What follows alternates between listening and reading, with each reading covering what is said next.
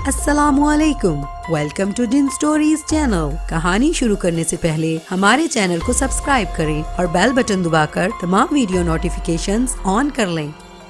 ایک نوجوان کی پرتجسس اور حیرت انگیز داستان حیات جس کو ایک روح کی مدد حاصل ہو گئی تھی۔ آئیں سنتے ہیں ناول تیاگی کی قسط نمبر 2۔ تمہیں تھپڑ مارنے کا کوئی حق نہیں پہنچتا۔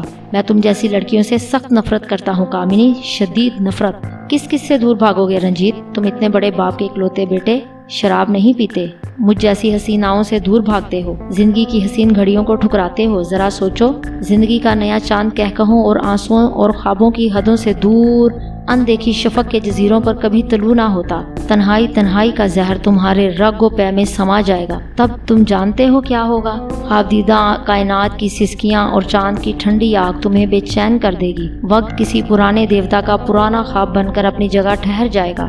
تب تم بہت پچھتاؤ گے، اپنے پتا جی کی تعین کردہ راہوں کو چھوڑو گے تو منزل سے بچھڑ جاؤ گے، اور پھر شاید تم اپنے کاندھے پر تنہائی کا بوجھ لادے تھک کر گر جاؤ گے۔ کوئی پرسانے حال نہ ہوگا، تم مر جاؤ گے۔ لوگ رنجیت کو بھول جائیں گے جو کبھی خوبرو جوان ہوا کرتا تھا، بلکہ ان کے سامنے ایک چہرے پر جھریاں پڑی نحیف اور لاغر لاش پڑی ہوگی۔ تب شاید مرنے سے قبل تمہیں کامنی یاد آئے جسے مجبور اور بے کس جان کر تم نے تھپڑ مارا ہے، محض اپنی انا کی تسکین کے لیے۔ وہ خاموش ہو گئی، خوبصورت لفظوں کا ذخیرہ ختم ہو گیا۔ تب مجھے احساس ہوا کہ جلتی ہوئی سگریٹ نے میری انگلیوں کو اپنی زد میں لے لیا۔ میں نے سگریٹ ایشٹرے میں بجھا دی۔ کامنی نے پتا جی کا ذکر کر کے میرے زخموں کو پھر سے تازہ کر دیا۔ کامنی دیوی، میں دانت پیستا ہوا بولا، میں اس عمارت کو ڈھا دوں گا جو تمہیں عیاشیوں کا سامان فراہم کرتی۔ یہ نہ جاننا کہ مجھے کسی بات کی خبر نہیں، میں تم لوگوں کی ایک ایک بات سے باخبر ہوں۔ میری بات سن کر کامنی خوف زدہ سی ہو گئی۔ رمیش اور دوارکا دم سادے ہم دونوں کی گفتگو سن رہے تھے۔ دوارکا اس گفتگو کا پس منظر جانتا تھا، جبکہ رمیش جاننا چاہتا تھا۔ میں اٹھ کر اپنے کمرے کی طرف بڑھ گیا۔ رمیش اور دوارکا بھی پیچھے پیچھے چلے آئے۔ کمرے میں آ کر میں ایک آرام دہ کرسی پر بیٹھ گیا۔ کیوں پریشان ہوئے ہو چھوٹے سرکار؟ دوارکا نے ہمدردی کا اظہار کیا۔ زندگی ایک عجیب ڈگر پر آ گئی ہے، سوچنے سمجھنے کی صلاحیتیں سلب ہو گئی ہیں رمیش۔ جہاں تک میرا خیال ہے شنکر بھیا یہاں آ کر آپ لوگوں کو ہراساں کر گئے ہیں۔ نہیں، ایسی کوئی بات نہیں، میں نے جواب دیا۔ دوارکا کا انکشاف، پتا جی کے بارے میں شنکر کا مزید انکشاف، اور خوف زدہ ہرنی جیسی کامنی کا یک لخت رویہ بدل جانا، یہ سب کچھ کیا تھا؟ میرا سر چکرانے لگا، خود کو تھکا سا محسوس کر رہا تھا۔ رمیش نے ایک سگریٹ سلگا کر مجھے تھما دی۔ میں سگریٹ پیتا رہا۔ دوارکا قریب کھڑا میرا جائزہ لے رہا تھا، شاید سوچ رہا ہو کہ مجھے اس نے ایک راز بتا کر کہیں حماقت تو نہیں کی۔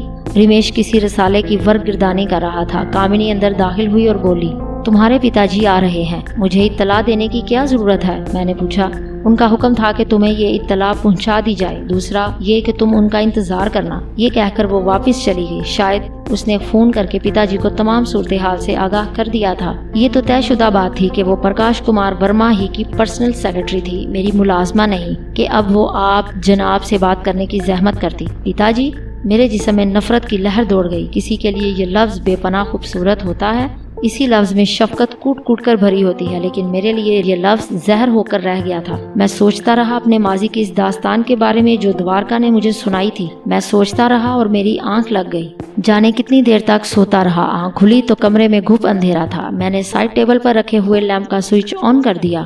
طبیعت بوجھل سی ہو رہی تھی۔ لیمپ کی روشنی کمرے کی تاریکی کو دور کرنے کسی حد تک معاون ثابت ہوئی۔ میں باتھ روم میں چلا گیا، گرم پانی کے 2-4 چھینٹے منہ پر مارے اور تولیے سے چہرہ صاف کر کے باہر آ گیا۔ سگریٹ کی طلب محسوس ہو رہی تھی۔ میں نے سگریٹ کیس سے سگریٹ نکال کر سلگا لی۔ گھڑی 6 بجا رہی تھی۔ سردی بڑھ گئی، مگر میرے اندر لگی ہوئی آگ سردی کا احساس ختم کر رہی تھی۔ آسمان پر اٹھنے کے خواب دیکھنے والا شخص زمین میں دھنستا جا رہا تھا۔ کسی طور پر تکلیف دہ سوچ سے چھٹکارا مل ہی نہیں رہا تھا۔ میں نے سگریٹ کا ایک طویل کش لیا اور ایش ٹرے میں بجھا دی۔ اسی اثنا میں دوارکا اندر آ گیا۔ بڑے سرکار یاد کر رہے ہیں، دوارکا نے اطلاع دی۔ کب کے آئے ہوئے ہیں؟ میں نے جیکٹ پہنتے ہوئے پوچھا۔ آپ کے سونے کے بعد ہی آ گئے تھے۔ بہت دیر تک کامنی دیوی سے باتیں ہوئیں، اب آپ کو بلایا ہے۔ بہت خوب، میں زیر لب بولا، ان سے جا کر کہو میں آ رہا ہوں۔ میں نے دوارکا کو جواب دیا۔ ایک طویل عرصے بعد ان سے سامنا ہو رہا تھا۔ دوارکا اگر میری ماتا کے قتل کی بات نہ بتاتا تو شاید اس ملاقات کا کوئی اور رنگ ہوتا، مگر اس انکشاف کے بعد باقی کیا رہ جاتا تھا؟ پھر بھی میں نے خود کو سنبھالا۔ اور ڈرائنگ روم کی طرف بڑھ گیا۔ جب میں ڈرائنگ روم میں داخل ہوا تو وہ ایک صوفے پر بیٹھے سگریٹ پی رہے تھے۔ سامنے ایک جام تھا اور قریب ہی ڈمپل وسکی کی بوتل رکھی تھی۔ اب کیسی نرمی، کیسا لحاظ، میں نے سوچا۔ میں آ گیا ہوں یہ کہہ کر میں ان کے سامنے بیٹھ گیا۔ ان کے قریب ہی کامنی ایک باریک گلابی گاؤن پہنے، جام لبوں سے لگائے باپ بیٹے کو دیکھ رہی تھی۔ اس کی آنکھوں میں نشہ تیر رہا تھا اور بال بکھرے ہوئے تھے۔ ڈرائنگ روم میں بہت دھیمی روشنی تھی، بے حد پراسرار ماحول ہو رہا تھا۔ میں نے پتا جی کے چہرے کی طرف غور سے دیکھا۔ تفکرات کی پرچھائیاں لرزاں تھیں اور وہ ایک پتا سے زیادہ ایک کروڑ پتی شخص نظر آ رہے تھے۔ آج کل تم کیا کر رہے ہو؟ کمرے میں بھاری بھرکم آواز گونجی۔ پائلٹ ٹریننگ لے رہا ہوں۔ ویسے معذرت کے ساتھ پوچھ سکتا ہوں کہ آپ نے میرے بارے میں جاننے کی زحمت کیوں کی؟ میں لہجے کی تلخی چھپا نہ سکا۔ رنجیت، وہ غرائے، مت بھولو کہ تم اپنے پتا سے مخاطب ہو۔ اگر آپ اپنی پرسنل سیکرٹری کو، جو صرف غیر ملکی مہمانوں کی خاطر مدارت کے لیے مخصوص ہو کر رہ گئی ہے، یہاں سے روانہ کر دیں تو تفصیلی گفتگو ہو سکتی۔ تم جو کہنا چاہتے ہو اس کے سامنے بھی کہہ سکتے ہو۔ پتا جی نے میری درخواست مسترد کر دی۔ میرے کہہ چکنے کے بعد آپ کو پچھتانا پڑے گا پتا جی، میں نے سمجھانے کی غرض سے کہا۔ میں نہیں چاہتا تھا کہ کامنی بھی اس اہم راز سے واقف ہو جائے۔ میں زندگی کے کسی لمحے میں نہیں پچھتاتا، ورنہ آج اتنا کامیاب بزنس مین نہ ہوتا۔ مجھے اپنی اہمیت کا احساس دلا رہے تھے، چنانچہ میں بھی مزید گفتگو پر آمادہ ہو گیا۔ سب سے پہلے تو یہ احساس ختم کر دینا چاہتا ہوں کہ آپ کے اور میرے مابین کوئی رشتہ ہے۔ دوسرا یہ کہ ایس پی پولیس سے آج بے حد مفید معلومات حاصل ہوئی ہیں جو آپ کے لیے بھی یقیناً دلچسپی کا باعث ہوں گی۔ میں نے محسوس کیا کہ میرے اس جملے پر پتا جی بے چین سے ہو گئے ہیں۔ ایسے بے شمار ایس پی میری جیب میں پھرتے ہیں، مگر وہ جیب میں آنے والا ایس پی نہیں ہے پتا جی۔ اس کے قدم کھوکھلی زمین پر نہیں پڑتے، بلکہ وہ سخت زمین اور تنگ خاردار راستوں پر بڑے اطمینان سے چلنے کا عادی ہے۔ بکواس بند کرو، تمہیں اس کا حمایتی بننے کی کوئی ضرورت نہیں۔ ان کا انداز سخت اور تنبیہانہ تھا۔ اپنی گستاخی پر شمع نہیں چاہتا سرکار، اس لیے کہ وہ سپوت بے غیرت ہوتے ہیں جو اپنی ماتا کے قاتل سے بار بار شمع کرنے کی درخواست کریں۔ میں نے جلدی پر تیل چھڑک دیا۔ پتا جی شدید غصے میں اٹھ کھڑے ہوئے۔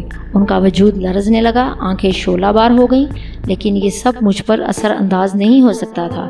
رنجیت، ان کی گونجدار آواز سنائی دی۔ کامنی بے چینی سے پہلو بدل رہی تھی۔ میرے احسانوں کا بدلہ اس انداز میں اتار رہے ہو کہ مجھے اپنی ماتا کا قاتل ٹھہرا رہے ہو؟ نہیں، آپ کا مجھ پر کوئی احسان نہیں۔ دوسرا، الزام نہیں دیا بلکہ حقیقت بیان کی۔ تم اسے تعمر ثابت نہیں کر سکو گے۔ مجھے چیلنج کر رہے تھے وہ۔ اس گھمنڈ میں بھی نہ رہیے گا کہ آپ کی بے تحاشا دولت، شراب کی بوتلیں اور کامنی جیسی خوبصورت گداز حسینائیں آپ کے جرم کی پردہ پوشی کر سکیں گی۔ میں زندگی میں آپ پر جرم ثابت کرنے کے لیے قانون کا سہارا نہیں لوں گا پرکاش کمار ورما۔ باپ بیٹے کی جنگ کی انتہا ہو گئی۔ میں بہت جلد طیش میں آنے کے موڈ میں نہیں تھا، مگر پتا جی نے مجبور کیا کہ میں ڈنکے کی چوٹ پر جواب دوں۔ تم مجھے کوئی سخت قدم اٹھانے پر مجبور کر رہے ہو۔ میں نے کبھی آپ کو مجبور نہیں کیا، لیکن آج آپ کو ماتا جی کے قتل کے اعتراف کے لیے مجبور کرنا چاہتا ہوں۔ وہ میں نہیں بلکہ میرے ایک انگریز دوست نے کیا تھا۔ پتا جی بے اختیار بولے۔ ہنری تھامس، جو ہماری پولیس کو مطلوب ہے، بے شمار جرائم میں ملوث، آپ کی بیوی کا قاتل، آپ کا دوست، اور ایسا دوست جو صرف آپ کی ایما پر یہاں آتا ہے، اپنے ساتھ لڑکیاں لاتا ہے، آپ کو داد و عیش کے لیے کومل دوشیزائیں فراہم کرتا ہے، اور یہ آپ کی پرسنل سیکرٹری کامنی، ایک تھرڈ کلاس طوائف، آپ کی بوڑھی آغوش کی طلبگار نہیں، بلکہ یہ ان پیسوں کی ضرورت مند ہے جو آپ کی خدمت کرنے کے عوض ملتے ہیں۔ گزشتہ سال ہنری تھامس، آپ، 2 غیر ملکی لڑکیاں اور یہ کامنی اس کاٹیج میں شراب کے نشے میں دھت اریاں بدن گھناؤنے کھیل کھیلتے رہے۔ بمبئی کی ہر چھوٹی بڑی کال گرل آپ سے واقف ہے کہ آپ انہیں منہ مانگا معاوضہ دیتے ہیں، جبکہ اکلوتے سپوت کی شکل برسوں دیکھنا پسند نہیں کرتے اور زبردستی احسان جتاتے ہیں۔ جلد یا بدیر آپ پولیس کے چنگل میں ہوں گے پرکاش کمار ورما صاحب۔ تب اس گستاخ سپوت کی آپ کو یاد ستائے گی، تب میں بہت دور ہوں۔ مجھے اپنے آپ پر قابو نہ رہا، جذبات کی روح میں جانے کیا کیا بکتا رہا، مگر سب بیکار تھا۔ اس شخص سے کیا کہنا جو اپنے آپ میں نہ ہو، جو شراب اور عورت کا رسیہ ہو، جو شراب کے پیچھے اپنی بیوی کا قتل کر سکتا ہو، جو گھناؤنے مشاغل اور کاروبار میں مصروف ہو، ہر چند کہ وہ شخص میرا باپ تھا۔ مجھ پر اس کا احترام لازم تھا، لیکن میں کیا کرتا، خود کو کیسے سمجھاتا کہ ماتا جی کا قتل پتا جی نے ہی کیا ہے۔ دوار کا جھوٹ بولنے کی ہمت نہیں کر سکتا تھا۔ وہ دیرینہ وفادار ملازم تھا، میں اس کے ہاتھوں میں پلا بڑا تھا۔ بکو مت، یہ سب آج کل اچھی سوسائٹی کے شرفا کرتے ہیں۔ شراب پینا، لڑکیوں سے جی بہلانا کوئی برائی نہیں رہی۔ اور رہی پولیس کے چنگل کی بات، تو وہ میری درد سر ہے، تمہاری نہیں۔ وہ کچھ برہم کچھ نرم لہجے میں بولے، لعنت ہے آپ کی اس شرفا کی سوسائٹی پر جو شراب اور عورت سے جی بہلانے پر فخر محسوس کرتی۔ مجھے آپ کے اور آپ جیسے تمام لوگوں کے ان فعلوں سے سخت نفرت ہے۔ یہ تھرڈ ریٹ طوائفیں اور یہ ولایتی شراب ہوا کا ایک جھونکا ہے جو خاموشی سے گزر جاتا ہے۔ میرے اس جملے پر پتا جی کے لبوں پر طنزیہ مسکراہٹ رچ گئی۔ تم یہ بکواس اس لیے کر رہے ہو کہ تم عورت کے قابل ہی نہیں ہو۔ ایک دھماکہ ہوا اور جیسے میری وقت سماعت نے جواب دے دیا۔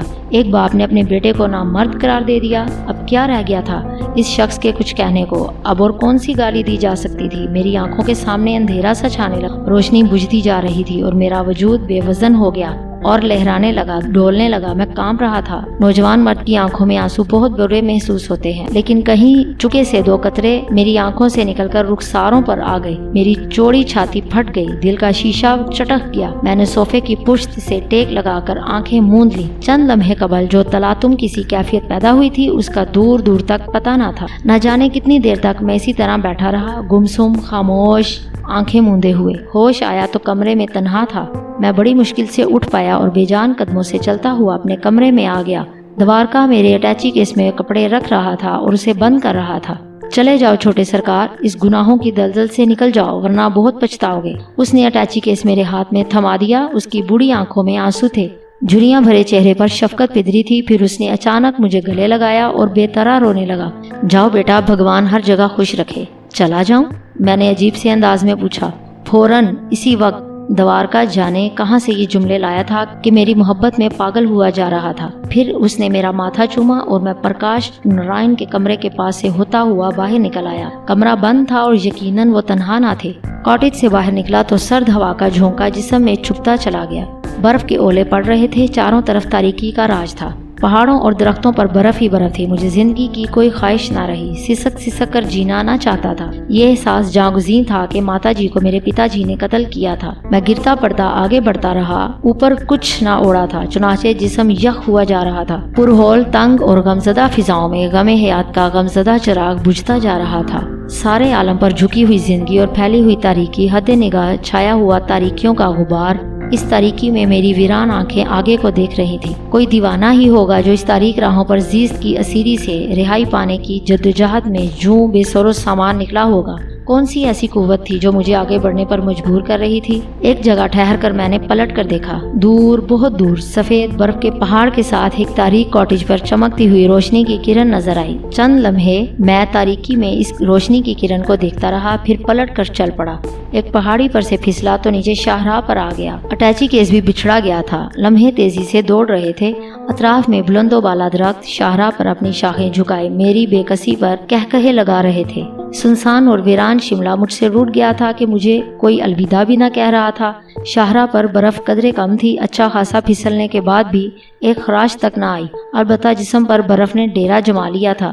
میں اٹھ کر پھر چل پڑا۔ تم تنہا رہ گئے ہو رنجیت، تم مظلوم ہو، تمہیں زندہ نہیں رہنا چاہیے، جلتے دیپ کو بجھنا ہی پڑے گا۔ تم اس عالم سے ناتا توڑ لو، یہ ظالموں کی اماجگاہ بن چکی ہے، اور آگے بڑھو، کسی کھائی میں خود کو بجھا دو، یہ بہت اچھا وقت ہے۔ دنیا تمہیں بجھتا نہ دیکھ سکے گی، دیپ ہمیشہ جلا نہیں کرتے۔ میرے اندر کے آدمی نے سرگوشی کی۔ مجھے اس فیصلے سے اتفاق تھا۔ شاہراہ کے ایک پل پر آ کر میں رک گیا، جنگلے کو پکڑ کر نیچے جھانکا۔ بہت گہری کھائی تھی، اتنی گہری کہ اس میں چھلانگ لگانے کے بعد بچنے کی کوئی صورت ہی نہ تھی۔ کسی بھی پتھریلی پہاڑی سے جسم ٹکراتا اور ٹکڑے ٹکڑے ہو جاتا۔ میں ہمت کر کے جنگلے پر چڑھ گیا اور آنکھیں موند لی کہ کہیں خوف غالب نہ آ جائے، اور پھر میں نے دونوں ہاتھ چھوڑ کر چھلانگ لگا دی۔ میں فضا میں تیر رہا تھا، دل بے طرح دھڑک رہا تھا، تیزی کے ساتھ نیچے جا رہا تھا۔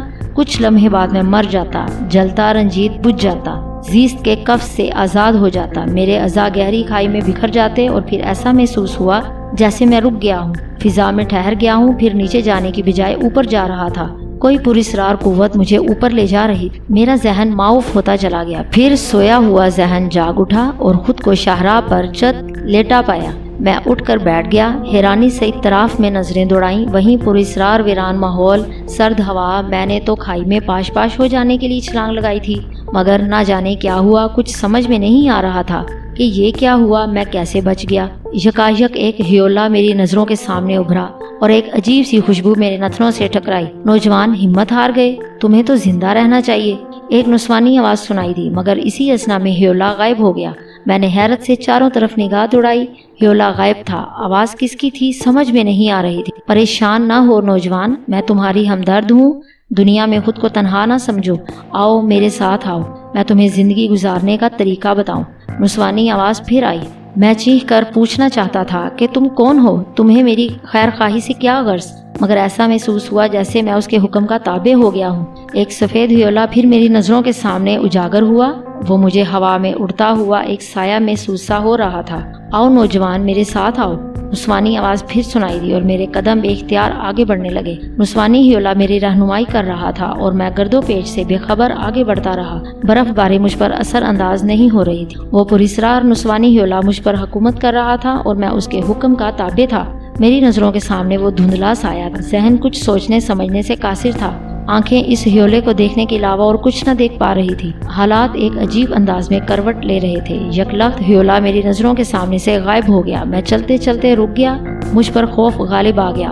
بے شمار سوالات میرے ذہن میں پنپ رہے تھے۔ کیا واقعی میں کسی پوری اسرار قوت کا تابع ہو گیا تھا یا محض میرا وہم تھا؟ اچانک فضا فائر کی آواز سے گونج اٹھی۔ میں نے پلٹ کر دیکھا، ایک پہاڑی پر واقعی کاٹیج کے باہر سرچ لائٹ کی تیز روشنی میں وہ سر تاپا سیاہ لباس پہنے ہوئے شخص ہاتھ میں رائفل لیے کھڑا تھا اور ایک بار پھر میرا نشانہ لے رہا تھا۔ اس سے قبل کہ میں اس کے نشانے کی زد سے بچنے کی کوشش کرتا، لگاتار 2 فائر ہوئے، لیکن خوش قسمتی سے نشانہ درست نہ تھا۔ ایک اجنبی شخص رات کی اس تاریکی میں میری جان لینے کے درپے ہو گیا، اور اس تاریکی میں نشانہ لینے کا مطلب یہ تھا کہ وہ کوئی ماہر نشانہ باز تھا۔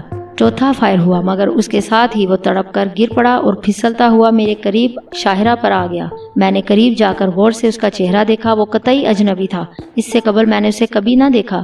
میں نے اس کے جسم کو ٹٹولا، گردن پر ایک چھوٹا سا چاقو پیوست تھا اور سرخ خون شاہراہ پر بچھی برف کی چادر پر پھیلتا جا رہا تھا۔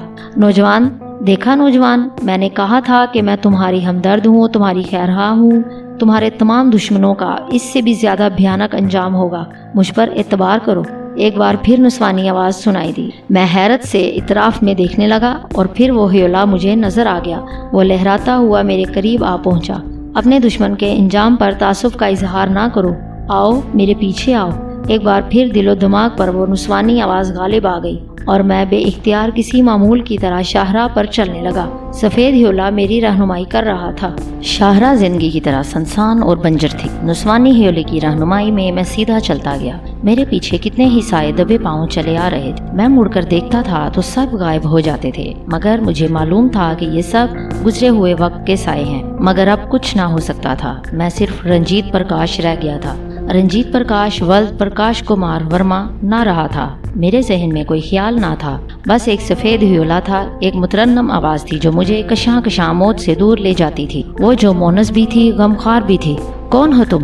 میں نے چلا کر کہا۔ کیوں بچایا ہے تم نے مجھے؟ یہ زندگی تو میری اپنی تھی، اور اگر میں نے اس کو ختم کرنے کا فیصلہ کیا تھا تو تم نے مجھے روکنے کی کوشش کیوں کی؟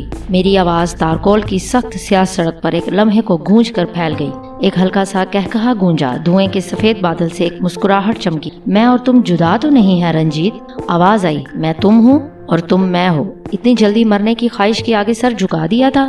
ہاں، میں نے کہا۔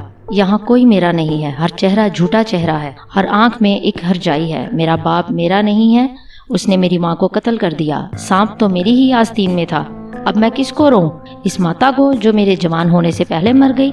اپنی آنکھوں میں نہ جانے کتنے سپنے لیے، یا اس پتا کو جو زندگی بھر ایک شفیق و مہربان سائے کی طرح مجھ پر سایہ فگن رہا، اور جب میں نے اسے دیوتا جانا تو وہ پاپی نکلا؟ یا اپنے اوپر رہوں کہ زندگی کو گزارنے کا سلیقہ نہ سیکھ سکا، زندگی بھر ایک امیر باپ کی فرما بردار اولاد کا بورڈ اپنے ماتھے پر لگائے گھومتا رہا، پر یہ نہ جان سکا کہ ہر مورخ میں ایک راکشس بھی ہوتا ہے۔ اب میرے پاس کیا ہے؟ ایک زندگی کا ٹمٹماتا رنجیت ہی تو ہے، جو نہ بھی ہو تو دنیا یوں ہی چلتی رہے۔ بہت مایوس ہو، کیسی باتیں کر رہے ہو؟ مگر اب تم میری نظروں میں آ گئے ہو، اب کوئی بھی تمہاری زندگی کو نقصان نہیں پہنچا سکے گا، نہ دنیا کا کوئی اور شخص اور نہ خود تم۔ اور میں نے اپنے آپ کو ایک بے بس شخص محسوس کیا، ایک قیدی، دنیا کا باسی جو نہ ہنس سکتا تھا اور نہ رو سکتا تھا، جو نہ فیصلہ کر سکتا تھا نہ ارادہ رکھ سکتا تھا۔ سفید سایہ میرے آگے آگے چل رہا تھا۔ رنجیت، آواز آئی، جاؤ اپنے دوست کے پاس چلے جاؤ۔ کون دوست؟ میں نے کہا۔ کوئی کسی کا دوست بھی ہوتا ہے؟ رمیش تمہارا دوست ہے، آواز نے آہستہ سے کہا۔ یہ میں جانتی ہوں، شاید تم بھی جانتے ہو، اس کے پاس چلے جاؤ۔ مگر میں مرنا چاہتا ہوں، میں نے چلا کر کہا۔ مجھے مر جانے دو، رمیش پر میں اپنے غموں کا سایہ تک نہیں ڈالنا چاہتا۔ تم نہیں جانتی، وہ بہت معصوم ہے، وہ شراب پیتا ہے، جوا کھیلتا ہے اور نت نئی لڑکیوں کو اپنے بستر کی زینت بناتا ہے۔ وہ دنیا کے سارے گناہ کرتا ہے، مگر پھر بھی وہ بہت معصوم ہے، کیونکہ وہ مخلص ہے۔ جو کچھ اس کے دل میں ہے وہی اس کی زبان پر ہے، اسی لیے میں اس کو اپنے غموں میں شریک نہیں کرنا چاہتا۔ رنجیت، تمہارے دو ہی تو سہارے تھے، ایک تمہارے پتا جی اور دوسرا رمیش۔ ان دونوں میں سے تمہیں کسی ایک کا انتخاب کرنا ہوگا۔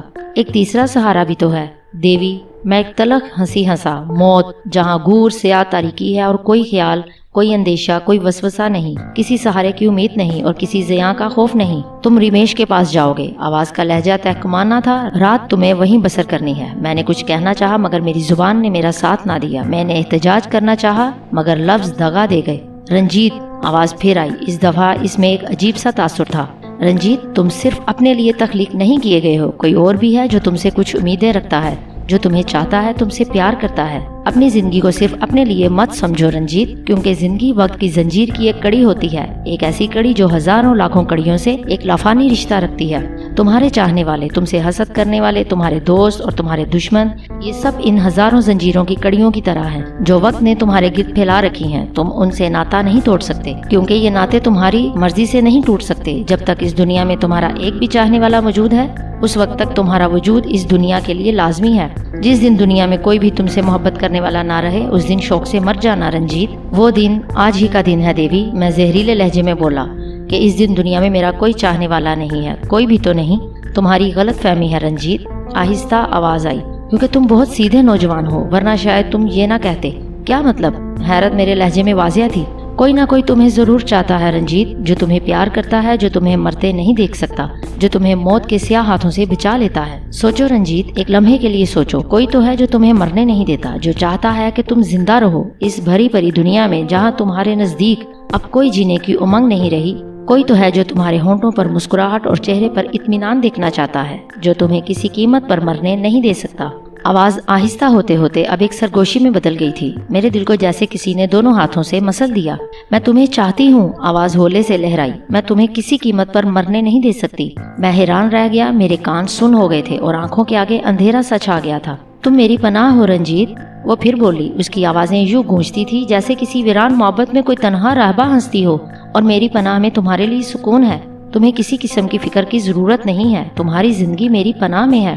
بس ایک بنتی ہے رنجیت، میری حیادات سے کبھی روگردانی نہ کرنا، مجھے کچھ بھی سمجھ لینا، داسی یا پریمیکا، پر میری باتیں مان لینا، کیونکہ انہی میں تمہاری بھلائی ہوگی۔ اس دنیا کو ٹھوکروں میں رکھنا جو تمہیں کچھ نہ دے سکے، اس سے فائدہ، آج سے تم ایک نئے جیون کا آغاز کرو گے رنجیت، جہاں تمہاری راہ میں آنے والا ہر پتھر خس و خاشاک کی طرح بہہ جائے گا، ہر قدم پر میں تمہاری سہایتا کروں گی، شکست کا لفظ تمہاری لغت سے نکل جائے گا۔ رنجیت پرکاش، جاؤ رمیش کے کاٹیج میں جاؤ، رات تمہیں وہیں بسر کرنی ہے۔ وہ دھندلا نسوانی ہیولا دھیرے دھیرے غائب ہونے لگا، فضا میں تحلیل ہونے لگا، اس کے نقوش مدھم پڑتے گئے اور ایک خوشبو ہر جانب بکھرتی گئی۔ میں نے اسے روکنا چاہا، میں نے چاہا کہ اس سے کہوں ابھی تو رات باقی ہے اور دل محبت کا پیاسا ہے، اور تو اتنی خنک، اتنی شیریں، اتنی پیاری ہے کہ میں جدائی کے اس کرب کو سہ نہ سکوں گا۔ مگر میں خاموش کھڑا اسے غائب ہوتے دیکھتا رہا۔ کچھ دیر پہلے جہاں وہ تھی وہاں کچھ نہ رہا، بس ایک مہک رہ گئی جو اس دھندلے نسوانی ہیولے کی یاد دلاتی تھی، اور اس کے قرب کا احساس رہ گیا تھا۔ گہری تاریک رات میں اس سنسان سڑک پر میں تنہا کھڑا رہ گیا۔ رات کے اس پہر رمیش مجھے اپنے کاٹیج کے دروازے پر دیکھ کر حیران رہ گیا۔ رنجیت بھیا آپ؟ وہ دروازہ کھول کر مجھے اندر آنے کا راستہ دیتا ہوا بولا۔ خیریت تو ہے؟ ہاں، میں نے جیکٹ اتارتے ہوئے کہا۔ تم سے ملنے کو جی جا رہا تھا، تمہیں ڈسٹرب تو نہیں کیا میں نے؟ کیسی باتیں کرتے ہو؟ وہ بولا۔ اس کاٹیج کے دروازے تمہارے لیے ہمیشہ کھلے ہیں۔ اس کے لہجے میں ہلکی سی لڑکڑاہٹ تھی۔ میں سمجھ گیا وہ یقیناً اپنے شغل میں مصروف تھا۔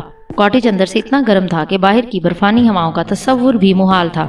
میں ایک صوفے پر گر پڑا۔ کیا کر رہے تھے؟ میں نے پوچھا۔ جی، وہ کچھ بھوکلا سا گیا، میں ایسے ہی ذرا سادنا سے باتیں کر رہا تھا۔ یہ معصوم سا جھوٹ مجھے بہت پیارا لگا۔ وہ اپنی شراب نوشی کو مجھ سے چھپانا چاہتا تھا پر نہ چھپا پاتا۔ رمیش، میں نے کہا، آئی ایم سوری، میں خاصے غلط وقت پر آ گیا۔ غالباً تم سادنا کے ساتھ، میرا مطلب ہے کچھ مصروف تھے شاید۔ پلیز رنجیت بھیا، رمیش بولا، وہ محض ایک کال گرل ہے اور بس، اس سے زیادہ وہ کچھ بھی نہیں۔ آپ مجھے شرمندہ مت کیا کریں۔ وہ میرے پاس ہی بیٹھ گیا۔ کافی دیر تک ہم دونوں خاموش بیٹھے رہے۔ آپ کچھ پریشان لگتے ہیں رنجیت بھیا۔ میں نے ہنس کر کہا، میں پریشان تو نہیں ہوں۔ جھوٹ بول رہے ہو بھیا، اس کے علاوہ کر بھی کیا سکتا ہوں رمیش؟ رنجیت بھیا، رمیش تڑپ کر بولا، بات کیا ہے؟ رمیش، میں نے ایک لمبی سانس بھری، ہم کل شملہ چھوڑ دیں گے، آج کی رات ہماری شملہ میں آخری رات ہے۔ خلاف توقع رمیش نے حیرت کا اظہار نہ کیا۔ مجھے حیرت ہوئی، تم نے حیرت کا اظہار نہیں کیا؟ اس میں حیرت کے اظہار کی کیا بات ہے؟ آپ نے ایک بات کہی، میں نے مان لی، بس بات ختم۔ کیا ضروری ہے کہ ہر بات، ہر حرکت کی وجہ بھی دریافت کی جائے؟ کیا ایک شخص کا دوسرے شخص پر اعتماد کافی نہیں؟ گڈ، میں نے کہا، اب تم خود لاجواب بھی کرنے لگے ہو، آپ کی صحبت کا اثر ہے۔ وہ ہنستا ہوا بولا، مگر آپ میرے سوال کا جواب گول کر گئے۔ کیا؟ آپ پریشان کیوں ہیں؟ میں دیر تک اس کو گھورتا رہا۔ اگر آپ نہیں بتانا چاہتے تو نہ بتائیے، وہ بولا۔ پتا جی سے میرا جھگڑا ہو گیا ہے، بالآخر میں نے کہا۔ میں ہمیشہ کے لیے دولت کے اس محل کو لات مار آیا ہوں جو بچپن سے میرا اپنا گھر تھا، شاید زندگی کا سامنا کرنے کے لیے، یا شاید زندگی کا خاتمہ کرنے کے لیے۔ میری توقع کے خلاف وہ اس دفعہ بھی حیران نہیں ہوا تھا۔ اگر آپ رمیش کے ساتھ ہیں رنجیت بھیا، تو آپ کو کسی قسم کے فکر کی ضرورت نہیں، نہ رہنے کے لیے جگہ کی اور نہ خرچ کرنے کے لیے رقم کی۔ ویسے گستاخی نہ ہو تو پوچھوں کہ آپ کا اپنے پتا جی سے جھگڑا کس بات پر ہوا تھا؟ یوں دیکھو رمیش، تو بات بہت بڑی نہیں ہے، میں نے کہنا شروع کیا، معمولی سی بات ہے، مگر شاید میں کچھ جذباتی آدمی ہوں۔ دوارکا ہمارا خاندانی ملازم ہے، وفادار اور قابل اعتماد، میں اسی کے ہاتھوں میں پلا بڑا ہوں، اس لیے یہ بات تو تقریباً ناممکن لگتی ہے کہ وہ کسی خاندانی معاملے میں کوئی جھوٹی بات کہے یا محض مالک کی وقتی خوشنودی حاصل کرنے کے لیے کسی بے بنیاد راز کا انکشاف کرے۔ وہ گھر کے ایک فرد کی حیثیت سے رہا ہے اور ہمارے شیش محل کے اندر کھیلے جانے والے کتنے ہی رنگین کھیلوں اور حسین داستانوں سے واقف ہے، مگر اس نے کبھی بھی اس بات پر فخر کا اظہار نہیں کیا۔ اس نے خود اپنی ایک حیثیت متعین کی اور اس پر یوں قائم رہا جیسے اس حد فاصل سے آگے وہ فنا ہو جائے گا۔ اسی نے مجھے ایک بات بتائی ہے رمیش، اور اب میں سوچتا ہوں کہ میں بھی کتنا بے وقوف، کتنا سادہ لو تھا کہ پتا جی کی شفقت کو نہ سمجھ سکا۔ تمہیں پتا ہے رمیش کہ پائلٹ ٹریننگ انسٹیٹیوٹ میں ہر ماہ میرے نام ایک مقررہ رقم کا چیک آ جاتا تھا، جبکہ پتا جی خود برسوں کے بعد مجھ سے ملتے تھے۔ میں نے زندگی ہاسٹلوں اور بورڈنگ ہاؤسوں میں یہ اہتمام کس کے لیے تھا رمیش؟ وہ چاہتے تو میں قسم پرسی کے عالم میں زندگی گزار سکتا تھا یا ان کے کاروبار میں ان کے ساتھ رہ کر ان کا ہاتھ بٹا سکتا تھا، مگر انہوں نے مجھے خود سے دور رکھا۔ میری یہ زندگی جو اب تک عیش و آرام سے عبارت رہی، دراصل ایک گناہ کا کفارہ تھی رمیش، کیونکہ پتا جی نے ہی میری ماں کو قتل کیا تھا۔ میں نے دونوں ہاتھوں سے اپنا چہرہ چھپا لیا، سینے میں ایک درد دھڑکتا تھا۔ او نو، رمیش کے لہجے میں حیرت ہی حیرت۔ وہ چاہتے تو کچھ بھی نہ کرتے، میں نے آہستہ سے کہا۔ میرا پائلٹ بننے کا یہ خواب جو 2 ماہ بعد شرمندہ تعبیر ہو جائے گا، انہی کا مرہون منت ہے۔ وہ چاہتے تو کچھ بھی نہ کرتے، مگر ایک عدالت انسان کے اندر بھی ہوتی ہے جو حق کا اور باطل کا، ثواب کا اور عذاب کا فیصلہ کرتی ہے۔ اگر پتا جی نے ماتا جی کو قتل کرنے کے بعد، ان کی وسیع و عریض جاگیر اور لاکھوں کروڑوں کا کاروبار پر قبضہ کرنے کے بعد اس منافع میں سے ایک حصہ مجھے دینے کا فیصلہ کیا، تو اس میں حیرانی کی کوئی بات نہیں۔ یقیناً یہ فعل انہوں نے اپنے اندر کی عدالت کو مطمئن کرنے کے لیے کیا ہوگا۔ یہ میری ماں کی زندگی کی خیرات تھی رمیش، جو میں نے بسط شکریہ وصول پائی، اور دنیا نے دیکھا کہ سند رہے گا اور وقت پڑنے پر کام آئے گا۔ رنجیت پرکاش، دیکھنے والے کہیں گے لعنت ہے تم پر، تم نے اپنی ماں کے قاتل کو اپنا محسن سمجھا، اس کی دولت پر تم جوان ہوئے، تمہارا کیریئر، تمہاری نیک نامی، تمہارا وجود، سب تمہاری ماں کے قاتل، تمہارے پتا کے مرہون منت ہے۔ رمیش خاموش بیٹھا، آتشدان میں جلتی لکڑیوں کو گھورتا رہا۔ میں نے اٹھ کر میز پر پڑی ہوئی سگریٹ اور لائٹر اٹھایا اور سگریٹ سلگائی۔ دھواں سکون کی طرح میرے اندر اترتا چلا گیا۔ اب تمہارا کیا پروگرام ہے؟ رمیش بولا۔ شملہ سے روانگی، میں نے دھواں چھوڑتے ہوئے کہا۔ یہاں اب کچھ بھی نہیں رہا، کم از کم میرے لیے۔ تم چاہو تو یہاں ٹھہر سکتے ہو، مگر یہ جگہ بھی مجھے کاٹنے کو دوڑتی ہے۔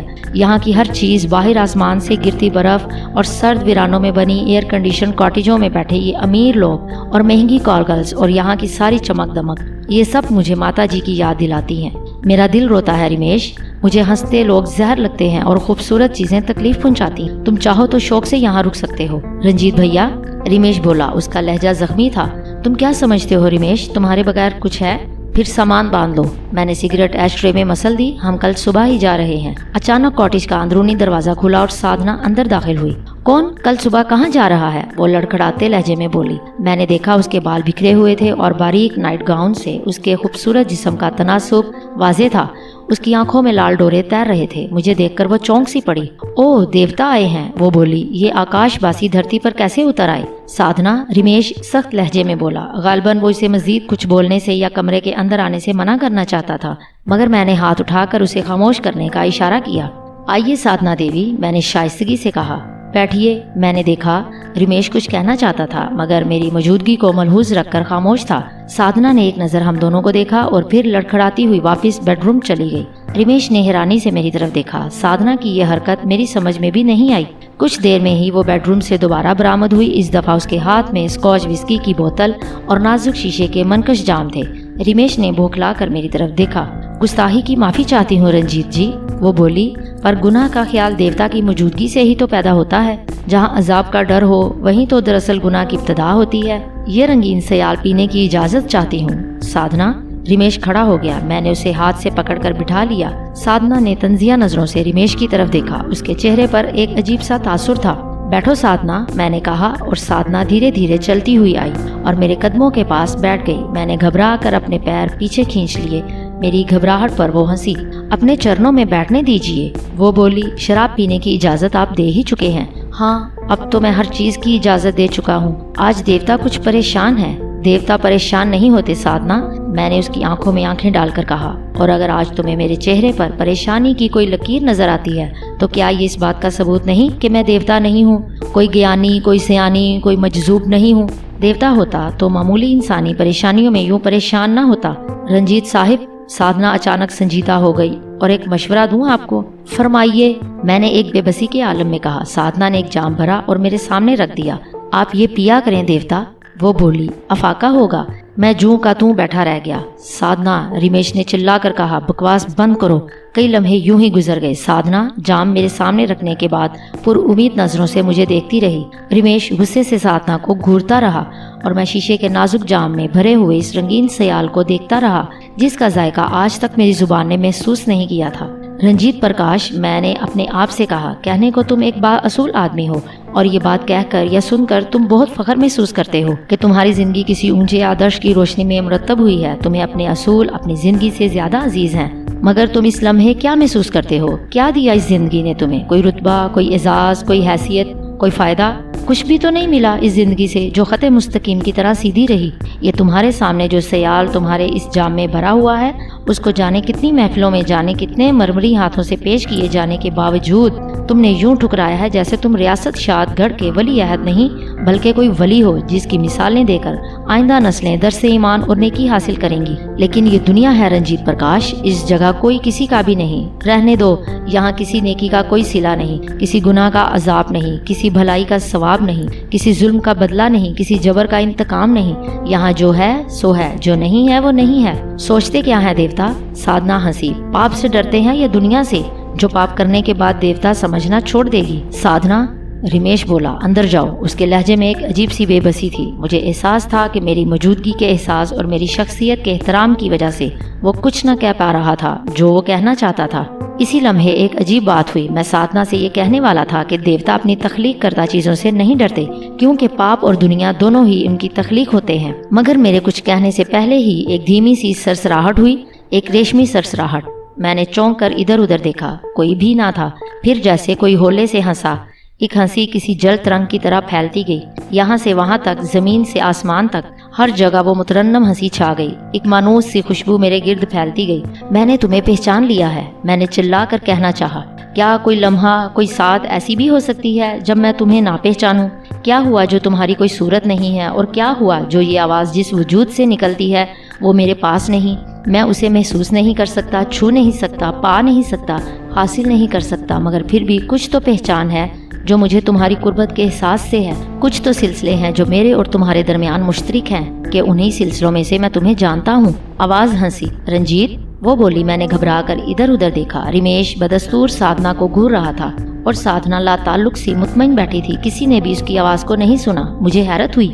گھبراؤ مت، وہ ہنس کر بولی، تمہارے علاوہ کوئی بھی میری آواز نہیں سن سکتا، تم بھی مجھ سے جو کہو گے اسے بھی کوئی نہیں سن سکے گا، ہمارے درمیان کوئی نہیں آ سکتا رنجیت۔ اس دفعہ اس کی آواز میں ایک عجب سپردگی سی تھی۔ مجھے یوں لگا کہ جیسے کوئی نو عمر لڑکا ہو اور مجھے کسی انجانی لڑکی سے پہلا عشق ہو گیا ہے۔ کیا بات ہے؟ میں نے بمشکل تھوک نگل کر رمیش اور سادھنا کی طرف دیکھ کر کہا، مگر یا تو وہ بہرے ہو گئے تھے یا اس پراسرار دوشیزہ کی قوت واقعی بے پناہ تھی۔ دونوں میں سے کسی نے بھی پلٹ کر میری طرف نہیں دیکھا۔ تمہیں یاد ہے رنجیت، وہ بولی میں نے تم سے کہا تھا کہ تمہیں اب اپنی زندگی کو یکسر بدل دینا ہے. اب تم صرف اپنے لیے جیو گے, دنیا کے لیے نہیں, کیونکہ دنیا نے تمہیں کچھ نہیں دیا.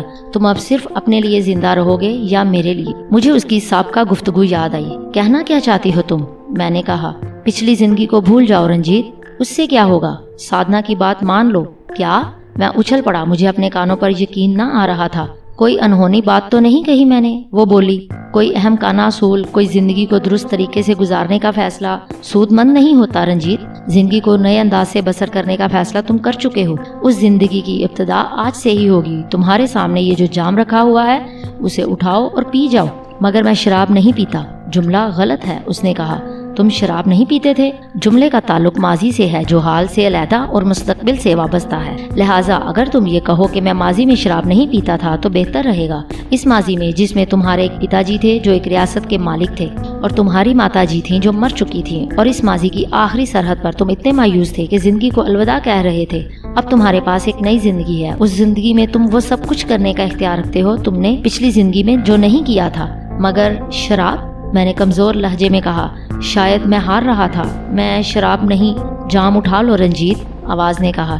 یہ رات پھر کبھی نہ آئے گی. کیا معلوم اب تم رنجیت پرکاش ولد پرکاش کمار ورما سکنا ریاست شادگڑھ نہیں ہو. تم صرف رنجیت پرکاش ہو. تمہارا کسی سے کوئی ناتا نہیں, کسی سے کوئی رشتہ نہیں. تم اپنے مالک ہو, اپنے مختار ہو. جام اٹھاؤ اور پی جاؤ. نئی زندگی مبارک ہو. رنجیت بھیا, رمیش کی آواز سن کر میں چونکا. سادھنا دراصل اپنے حواس میں نہیں ہے. میں آپ سے معافی چاہتا ہوں. معافی؟ سادھنا ہنسی. کس بات کی معافی؟ شراب سامنے رکھنے کی یا پینے کی دعوت دینے کی, یا دیوتا کے تقدس کو پامال کرنے کی؟ یہ سخت نشے میں ہے. رمیش اس کو نظر انداز کر کے بولا. اس کی طرف سے میں معذرت خواہ ہوں. آپ کو شراب پیش کرنے کی غلطی. کوئی بات نہیں رمیش, میں نے رک کر کہا. وہ جھک کر میرے سامنے رکھا ہوا جام اٹھانے لگا. ایک خوشبو نے کچھ کہا. شاید کوئی حکم دیا. کہیں دور کوئی جل ترنگ بجا. ایک آواز گونجی اور جیسے کسی نے دھیرے سے مجھے اپنی معطر باہوں میں جکڑ لیا. جام اٹھا لو رنجیت, آواز گونجی. میں نے کان بند کرنے چاہے مگر سماعت ختم ہونے نہ ہونے سے کوئی فرق نہیں پڑتا تھا. جام اٹھا لو رنجیت. میں تم ہوں اور تم میں ہو. پھر یہ کیسی دوری ساجن؟ ہر رات میری ہے یا رات تیری؟ پھر یہ کیسی دوری ساجن؟ آواز گونجی اور اس کے دھمک دور تک لرزتی چلی گئی. رمیش, میں نے کہا. رک جاؤ. جام اٹھاتے اٹھاتے رمیش نے رک کر میری طرف دیکھا. اس کی آنکھیں حیرت سے پھیل گئی تھی. کیا مطلب؟ رہنے دو. میں نے جام کی طرف اشارہ کیا. حیرت سے مجھے دیکھتا رہا. بات اب تک میری سمجھ میں نہیں آئی رنجیت بھیا. بات صاف ہے, میں نے کہا, اور سچ تو یہ ہے کہ میں نے یہ کہنا نہ چاہا تھا مگر کوئی انجانی قوت تھی جو مجھ پر حاوی آ گئی تھی, مجھ پر چھا گئی تھی. جام میرے سامنے سے نہ ہٹاؤ. کیوں؟ کیونکہ میں شراب پینا چاہتا ہوں. میں نے چلا کر کہا. بہت غم ہے رمیش جو میرے دل میں کسی زخم کی طرح تکلیف دیتے ہیں. مجھے ماتا جی کی یاد آتی ہے, گزری ہوئی زندگی یاد آتی ہے جو میری ماں کے قاتل میرے باپ کی دولت کے سہارے گزری. یہ سب باتیں مجھے مجبور کرتی ہیں رمیش کہ میں بھی کوئی سہارا ڈھونڈوں, اپنے غموں کو ڈبونے کا, اپنے زخموں کو بھلانے کا. میں نے اس سے یہ نہیں کہا کہ مجھے کوئی مجبور کرتا ہے ان باتوں کے لیے, کوئی مجھ پر زور ڈالتا ہے. میں نے اسے نہیں بتایا کہ کوئی ہے جس کی پردہ داری ہے, کوئی ہے جو میرے لیے ہنستا ہے, جو مجھے زندہ دیکھنا چاہتا ہے, اور جس کے کہنے پر ہی آج میں اس تلخ مشروب کو پینے کا عزم ظاہر کر رہا ہوں جو آج تک میرے نزدیک ایک غلط تصور رہا ہے, آپ کی طبیعت. مگر رمیش کی بات ادھوری ہی رہ گئی. نہیں رمیش, میں نے کہا. ایک دھند سی دماغ پر چھائی جاتی تھی. میں نے سر جھٹک کر دھند کو دور کرنے کی کوشش کی. ایک آواز کی گونج پھر دھمک بن کر لہرائی. میں نے جام اٹھایا اور ایک ہی سانس میں خالی کر گیا. ایک آگ میرے حلق سے بہتی ہوئی میری آنتوں تک چلی گئی. مجھے یوں لگا جیسے کسی نے تیز نوکیلے کان سے میرے اندر تک نرم گوشوں کو کھرچ دیا ہو. تیز اور سرد شراب روح کے گناہ کی طرح میرے اندر کہیں چپتی گئی. اچانک مجھے یوں لگا جیسے میرے قدموں میں کوئی لپٹا ہوا ہو. میں نے آنکھیں کھولی. وہ سادھنا تھی. تم واقعی دیوتا ہو, وہ آہستہ آہستہ کہہ رہی تھی. رمیش حیران کھڑا مجھے دیکھ رہا تھا. سوری رمیش, میں نے کہا. تمہیں حیرت تو ہوئی ہوگی, ایک اور پیک بناؤ. جی, وہ بھکلا کر بولا. جی اچھا بہتر. اس نے بوتل اٹھا کر اگلا پیک بنایا اور میرے سامنے رکھ دیا. دیر تک وہ میرے سامنے کھڑا مجھے اگلا جام خالی کرتا دیکھتا رہا. قصور آپ کا بھی نہیں. وہ صوفے پر گر گیا. اور اگر کوئی آپ کو الزام بھی دیتا ہے رنجیت بھیا, تو یہ اس کی نہ سمجھی ہے. بکواس بند کرو. میں خالی جام میز پر رکھ کر کھڑا ہو گیا. شراب نے اپنا اثر دکھانا شروع کر دیا تھا. ہر شے یکایک گھومتی نظر آتی تھی. کمرہ بھی, اور فرش پر پڑی ہوئی گلابی سادنا بھی, اور صوفے پر بیٹھا رمیش بھی. تیاری شروع کرو، میں نے رمیش سے کہا۔ کہاں کی تیاری؟ سادھنا چونک پڑی۔ جہنم کی، رمیش نے بھنا کر کہا اور اندر چل پڑا۔ ہم کل شملہ چھوڑ رہے ہیں، میں نے کہا، اور سادھنا کا رنگ فک ہو گیا۔ کیوں؟ اس سوال کا جواب نہ میں دینا چاہتا ہوں اور نہ تم سمجھ سکو گی۔ میں نے کہا، فی الحال اتنا ہی سمجھ لو کہ شملہ ہمیں راس نہیں آیا، اس لیے ہم یہاں سے جا رہے ہیں۔ رمیش اندر سے 2 سوٹ کیس اٹھائے نکلا اور انہیں مسہری پر پٹک کر الماری کی طرف بڑھا۔ الماری کھول کر اس نے اپنے کپڑے نکالے اور سوٹ کیس میں بھرنے لگا۔ کیا تم بھی جا رہے ہو؟ سادھنا رمیش سے مخاطب ہوئی۔ ظاہر ہے، رمیش نے پلٹ کر کہا۔ آدمی کے پاس بصارت اور بصیرت ہو تو وہ بغیر یہ سوال پوچھے یہ نتیجہ اخذ کر سکتا ہے، کیونکہ ابھی رنجیت بھیا نے مجھے تیاری کا حکم دیا ہے اور اس کے بعد میں نے سوٹ کیسوں میں کپڑے بھرنے شروع کیے ہیں، تو یہ حرکت محض تفریح کے لیے نہیں کی جا رہی۔ ظاہر ہے کہ میں بھی ان کے ساتھ جا رہا ہوں، مگر سادھنا بے قراری سے بولی، اس کے لہجے سے نشے کی لڑکھڑاہٹ غائب تھی۔ مگر اتنی جلدی؟ رمیش نے اپنی جیب سے پرس نکالا اور نوٹوں کی ایک گڈی اس کی طرف اچھال دی۔ کچھ زیادہ ہی ہوں گے، مگر باقی ادھار سہی، پھر کبھی شملہ آنا ہوگا تو تمہاری خدمات حاصل کروں گا۔ وہ دوبارہ سوٹ کیس میں کپڑے بھرنے میں مصروف ہو گیا۔ سادھنا نوٹ ہاتھ میں لیے کھڑی رہ گئی۔ بیٹھیے دیوی، میں نے طنزیہ انداز میں کہا۔ ایک پیک تو بنائیے، کچھ سوڈا بھی شامل کر دیجیے گا، پیتا ہوں تو یوں لگتا ہے جیسے انگارے چبا رہا ہوں۔ سادھنا کا چہرہ خفت سے زد پڑ گیا۔ نوٹ اپنے پرس میں رکھ کر وہ میری طرف بڑھی۔ خالی جام میں سوڈا اور وسکی ڈال کر اس نے میرے سامنے رکھ دیا۔ تھینک یو، میں نے کہا۔ دراصل تھوڑا پاپ کرنے میں مزہ نہیں آتا، جی بھر کر پاپ کرنے میں ایک فائدہ ضرور ہے۔ آدمی دیوتا کا لیبل لگا کر پھرنا بھی چاہے تو نہیں پھر سکتا۔ سورج پر کوئی دھبا یا تو پڑنا ہی نہیں چاہیے، اور اگر بالفرض ایسا ہو بھی جائے تو پھر اس سورج سے دھرتی تک پہنچنے والی ہر کرن میلی ہونی چاہیے، پھر کوئی کرن ایسی نہ ہو جو شفاف ہو، جو صاف ہو۔ میں نے ایک ہی سانس میں جام خالی کیا اور سادھنا کے سامنے رکھ دیا۔ وہ سورج نہیں ہوتا رنجیت صاحب، سادھنا نے میری آنکھوں میں آنکھیں ڈال کر کہا، جس کی کرنیں شفاف نہ ہوں، اور وہ دیوتا نہیں ہوتا جو پاپ کرے۔ تو گویا میں دیوتا نہیں ہوں؟ یہ کیسے اندازہ لگا لیا آپ نے؟ میں نے تو ابھی ایک پاپ کیا ہے، میں نے کہا۔ میں نے شراب پی ہے۔ میں اس معمولی کالگل کی قیافہ شناسی پر دنگ رہ گیا۔ باہر صبح کا اجالا پھیلتا جا رہا تھا اور کھڑکی کے دھندلے شیشے سے باہر برف سے آتی ہوئی سڑکیں نظر آ رہی تھی۔ سادھنا نے اپنا اوور کوٹ پہن کر پرس اٹھایا۔ گڈ بائے رمیش، اس نے کہا۔ رنجیت صاحب، آپ بھی شاید مجھے یاد آئیں گے۔ وہ مڑی اور کاٹیج کا دروازہ کھول کر باہر نکل گئی۔ میں نے رمیش کی طرف دیکھا، وہ بھی سوٹ کیس لیے تیار کھڑا تھا۔ شہنشاہ معظم، اس نے تقریباً رکوع کی کیفیت میں جاتے ہوئے کہا۔ خادم سفر کی تیاری مکمل کر چکا ہے اور عالم پناہ کے ابرو کی اس جنبش کا منتظر ہے جو کوچ کا اشارہ ہو۔ اجازت ہے؟ میں نے سر ہلا کر کہا۔ چند لمحوں میں سورج نکلتے ہی ہم روانگی کا اعلان کر دیں گے، جب تک تم ہمارے غسل کا بندوبست کرنے کا اعزاز حاصل کر سکتے ہو۔ رمیش نے ایک زوردار کہکہا لگایا اور اندر چل پڑا۔ شملہ سے بمبئی تک کار میں جانا آسان نہیں ہے، کیونکہ مسلسل ڈرائیونگ سے انسان تھک جاتا ہے، مگر رمیش بڑے حوصلے سے کار چلاتا رہا۔ میں نے 2-3 دفعہ اسے آرام کرنے کو کہا، مگر اس نے کسی صورت مجھے ڈرائیونگ کرنے کا موقع نہیں دیا۔ تھک ہار کر میں خاموش بیٹھ گیا۔ خاصی دیر کے بعد مجھے سڑک پر وہ نظر آیا جس کا میں متلاشی تھا۔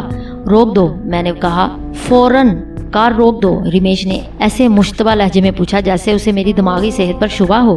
ہاں، مگر کیوں؟ اس کی کئی وجوہات ہیں، میں نے کار رکنے کے بعد کہا۔ پہلی وجہ تو وہ بھوک ہے جو مجھے بچپن سے لگتی رہی، مگر آج تک میرا پیٹ نہ بھر سکا۔ دوسری وجہ سڑک پر بنا ہوا یہ سائن بورڈ ہے جس پر انگریزی میں لکھا ہوا ہے گرینڈ ریسٹورینٹ۔ اوہ، رمیش نے ایک لمبی سانس بھری اور کار گرینڈ ریسٹورینٹ کے پارکنگ ایریا میں گھسا دی۔ ایک بات سمجھ لو، میں نے اندر داخل ہونے سے قبل کہا، بل تمہیں ہی دینا پڑے گا، میری جیب میں ایک پیسہ بھی نہیں ہے۔ ویسے بھی زیادہ دولت رکھنا نقصان دہ ہے، چور چکوں کی نظر میں آ جاتے ہیں اور جاہو جلال اور جان و مال خطرے میں پڑ جاتے ہیں، اور پھر دولت تو آنی جانی چیز ہے۔ ٹھیک ہے، اس نے سر ہلا کر کہا، بل میں دے دوں گا۔ ریسٹورینٹ اچھا خاصا تھا اور اندر پہنچ کر ہی احساس ہو گیا کہ وہ ایئر کنڈیشن بھی تھا۔ ایک میز منتخب کر کے ہم بیٹھ گئے۔ گزرے ہوئے سفر کی تھکن ہمارے چہروں سے چپکی ہوئی تھی۔ عزیزم، میں نے اٹھتے ہوئے کہا، میں ذرا ہاتھ منہ دھواؤں؟ یوں تو مجھے منہ دھونے نہ دھونے سے کوئی فرق نہیں پڑتا، کیونکہ میں ویسے ہی اچھا خاصا سمارٹ ہوں، مگر سفر کی تھکن کے پیش نظر سوچتا ہوں کہ منہ دھو ہی لوں۔ ٹھیک ہے، وہ تنگ آ کر بولا۔ تو پھر اجازت ہے؟ میں نے شرارت سے جھک کر پوچھا۔ خدا کے لیے رنجیت بھیا، اس نے ہاتھ جوڑ کر کہا، مجھے تو بخش ہی دیں۔ میں مسکراتا ہوا باتھ روم کی طرف چل پڑا۔ ریسٹورینٹ کے ایک کونے میں باتھ روم کی ایک لمبی لائن تھی۔ سیاہ رنگ کے دروازے پر لکھا ہوا تھا فار جینٹس اونلی، باقی 3 خواتین کے لیے مخصوص تھے۔ شرافت اور عقل کے اصول اور وسائل استعمال کرتے ہوئے میں نے حضرات کے لیے بنائے گئے باتھ روم کا دروازہ کھولا اور اندر سے کنڈی لگا لی۔ اچانک میرے پیچھے ہلکی سی سرسراہٹ ہوئی۔ میں نے پلٹ کر دیکھا، میری آنکھیں کھلی کی کھلی رہ گئی۔ بلا شبہ وہ خاصی خوبصورت تھی، حسن کے مروجہ اصولوں پر تقریباً پوری اترتی تھی، خوفزدہ تھی اور یقیناً تنہا تھی، کیونکہ مجھے باتھ روم کی سفید ٹائلوں کی دیواروں کے درمیان اپنے اور اس کے علاوہ کوئی اور نظر نہیں آ رہا تھا۔ خاتون، میں نے کہا، یا تو آپ انگریزی سے نابلد ہیں یا پھر اپنی جنس سے متعلق کسی شعبے میں مبتلا ہیں۔ یہ باتھ روم صرف مردوں کے لیے ہے، آپ غلط آ گئی ہیں۔ آپ، اس نے زبان لبوں پر پھیرتے ہوئے کہا، کیا آپ میری مدد کر سکتے ہیں؟ میں نے غور سے اس کے چہرے پر ایک نظر ڈالی۔ اس کا رنگ فک ہو رہا تھا اور ہونٹ ہولے ہولے لرز رہے تھے۔ رنجیت پرکاش، میں نے اپنے آپ سے کہا، کہیں کسی مصیبت میں نہ پھنس جانا۔ کون جانے یہ لڑکی کون ہے، کیا کرتی ہے؟ کیا اس ریسٹورینٹ میں آنے والے تمام لوگوں سے اس کی ملاقات اسی جگہ پر انہی حالات میں ہوتی ہے؟ کچھ لوگ میرا پیچھا کر رہے ہیں۔ اس کا لہجہ کانپ رہا تھا۔ آپ مجھے بچا لیں تو میں زندگی بھر آپ کی احسان مند رہوں گی۔ تم مجھے سہارا سمجھ رہی ہو؟ میں بولا، میں تو خود بے سہارا ہوں، کسی کو میں کیا سہارا دوں گا؟ وہ یقیناً مجھے گھورتی رہی۔ مجھے معلوم تھا کہ وہ مجھے جھوٹا سمجھ رہی ہوگی، سوچ رہی ہوگی کہ میں نے اسے ٹالنے کے لیے ایک چھوٹا سا جھوٹ بولا۔ وہ یکٹک مجھے گھورتی رہی، پھر اچانک مجھے ایک ریشمی سرسراہٹ سنائی دی۔ خوشبو کسی نغمے کی طرح پھیلتی گئی اور مجھے معلوم ہو گیا کہ وہ آ گئی ہے۔ آنکھ کے سامنے کوئی نہیں ہے، مگر جہاں پہلے 1000 رنگ تھے وہاں اب 1000 رنگ اور آ گئے ہیں، اور جہاں پہلے خوشبو نہ تھی وہاں اب وہی مانوس مہک تھی جو میری زندگی کی ضامن تھی۔ جانا، میں نے چلا کر کہا، مگر میرے لبوں سے کوئی صدا نہ نکلی۔ رنجیت، ایک آواز گونج بن کر دور تک لہراتی چلی گئی، یہ لڑکی بے سہارا ہے، اس کی مدد کرو۔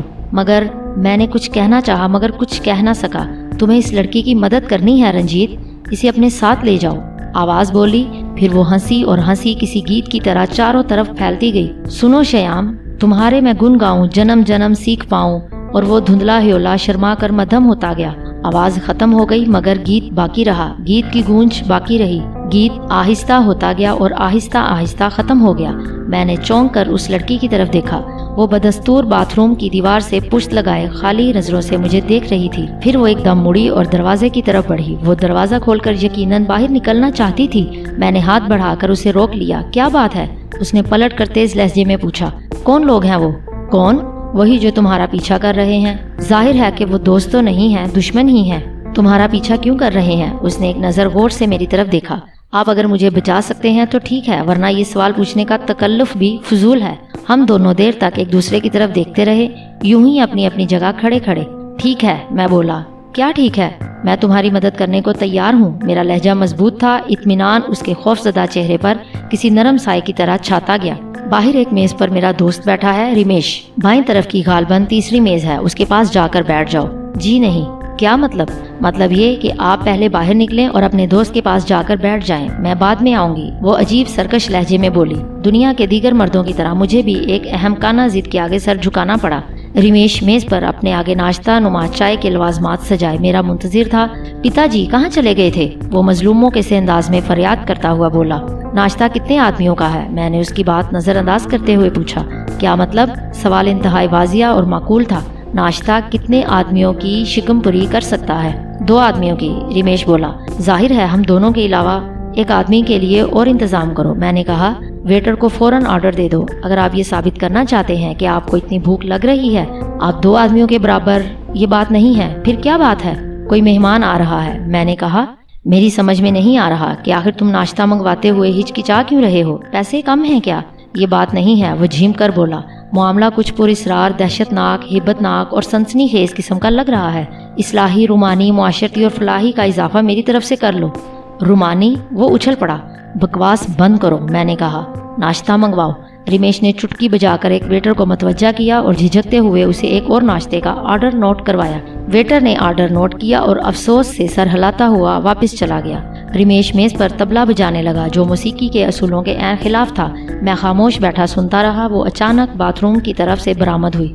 ریسٹورنٹ میں بیٹھے ہوئے تقریباً تمام افراد نے پلٹ کر دیکھا اور اس وقت ہی شاید مجھے احساس ہوا کہ وہ بے انتہا خوبصورت ہے اور اس کی چال پر رقص کا گمان ہوتا تھا۔ وہ ہر قدم اتنی نزاکت سے زمین پر رکھتی تھی جیسے اس کے قدموں تلے سخت زمین نہیں بلکہ پھولوں کی نرم سیج ہو۔